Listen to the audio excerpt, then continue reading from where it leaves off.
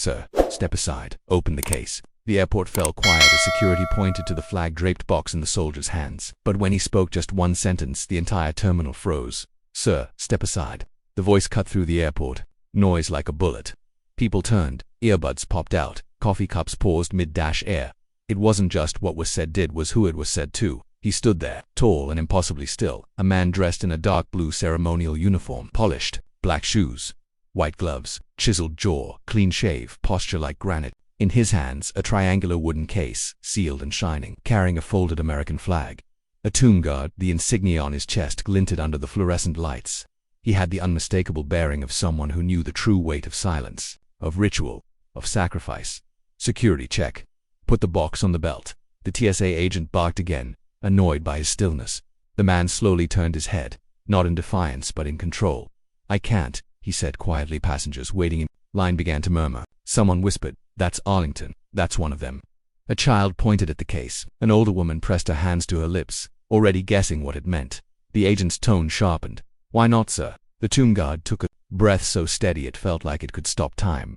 "This flag," he said, eyes forward, "was on the coffin of a soldier who gave his life for this country. I am escorting it to his mother. I do not lay it down." You could hear a pin drop. The agent blinked. The line stalled. People behind began to shuffle awkwardly. But rules were rules. "Right, sir. Protocol requires all items go through the scanner." "I respect your rules," the guard said, voice calm, steady. "But I have orders. Orders from the Department of the Army. This flag is not cargo. It is sacred." Another agent stepped in, younger, clearly less sure of himself. He glanced at the computer screen, then at the man. He noticed the white gloves, the creased uniform, the carved wood of the case, worn smooth at the corners by hands that had carried too many of these. The crowd was fully watching now. Phones were raised, but no one dared speak. Even kids sensed this wasn't just another delay, it was something larger, something weighty, like a moment being carved into memory. "Can we see your paperwork?" the second agent asked gently. The guard reached into his breast pocket with one hand still holding the flag in the other and pulled out a folder. Inside were the military documents, the special authorization, the presidential signature for escorting the remains of a fallen soldier. The younger agent scanned it, his face turning pale. "He's legit," he whispered to the first agent. "He's really legit." There was a long pause. Then the tomb guard did something unexpected. He took one step forward, eyes still ahead, then slowly knelt down on one knee. Not to put the flag down, but to meet the gaze of a little girl in a red hoodie, who was standing beside her confused father. She had tears in her eyes. She didn't know what this meant, but she felt it. The guard spoke softly, not just to her but to everyone. "Soldiers like the one I'm honoring today." He nodded slightly at the case.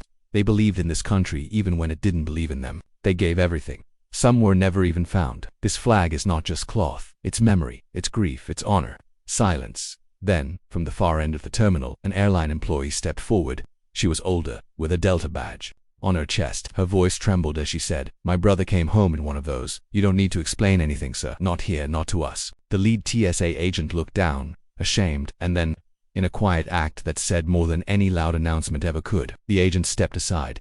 "No need to scan it," the first one mumbled. "Please proceed."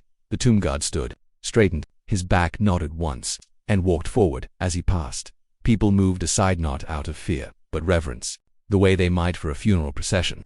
Some placed hands over their hearts, others bowed their heads. No music played, but it felt like a hymn filled the air. The terminal, once buzzing with impatience and noise, was silent. At gate 22, a military escort waited. A grieving mother stood near the window, hands clutching a photo. The moment the tomb guard approached, she let out a soft sob that broke the air open like a thunderclap. But he bowed, offered her the flag with both gloved hands. She took it like she was holding her son's heartbeat. No one moved to, no one dared break that moment. And somewhere, across the globe, another tomb guard began their silent march beside the unknown soldier, boots striking the marble with precision. And across this crowded terminal, in the eyes of every stranger who had witnessed this moment, something shifted. They remembered that freedom isn't free, that some carried the weight for all, and that sometimes silence is the loudest salute of all.